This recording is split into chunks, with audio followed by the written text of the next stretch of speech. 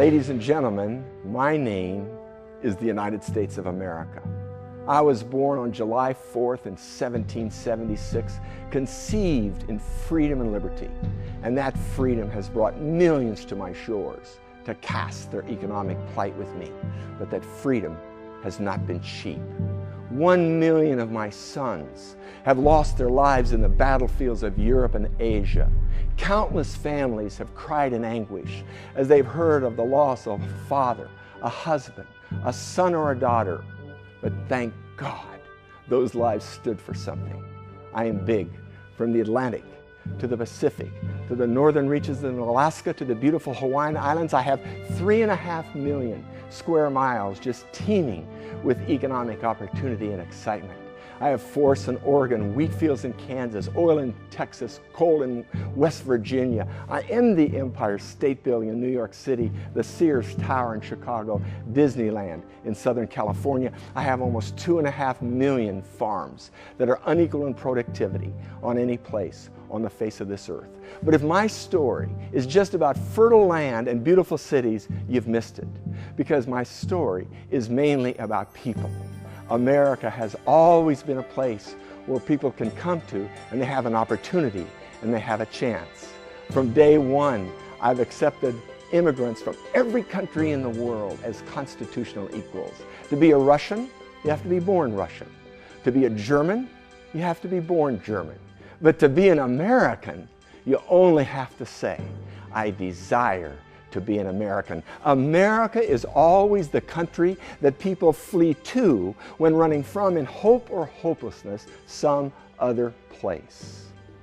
George Washington was my sword. Patrick Henry was my tongue. John Adams and James Madison were my constitutionalists, and Thomas Jefferson was my pen. We hold these truths to be self-evident, that all men are created equal, that they're endowed by their Creator with certain inalienable rights, that among those are life, liberty, and the pursuit of happiness.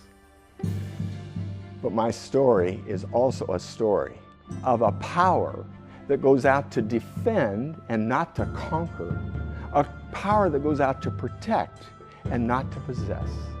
When I see a defeated enemy, I bind its wounds, I feed its people, I give it billions and billions and billions of dollars to restore itself to a place of honor among the nations of this world.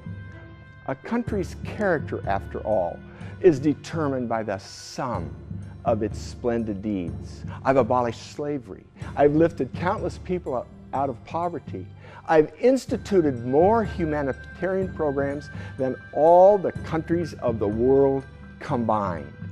Now, if you compare that history with both ancient and contemporary societies, America might not be the best conceivable society, but it just might be the best society that's ever existed on this planet. And just to make sure that our walk conforms to our talk, 150 years ago, we had to fight a civil war. 670,000 people killed in that civil war, 50,000 civilians. You can imagine the sadness of Abraham Lincoln as he makes his way to the Gettysburg battlefield. And he comes upon that battlefield where just days earlier, the year is 1863, right in the middle of the war, days earlier, 50,000 men fell in that battlefield. Our country was broken in half. And he delivers the Gettysburg Address, and he ends it this way. So, we highly resolve that these dead shall not have died in vain, that this nation, under God, will experience a new birth of liberty, and that this government of the people, by the people, and for the people shall not perish from the earth. He was done. The Gettysburg Address is only 272 words long, 10 sentences. It only took him less than 3 minutes to give the address. There was stone silence.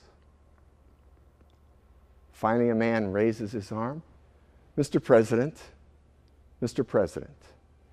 I have a question.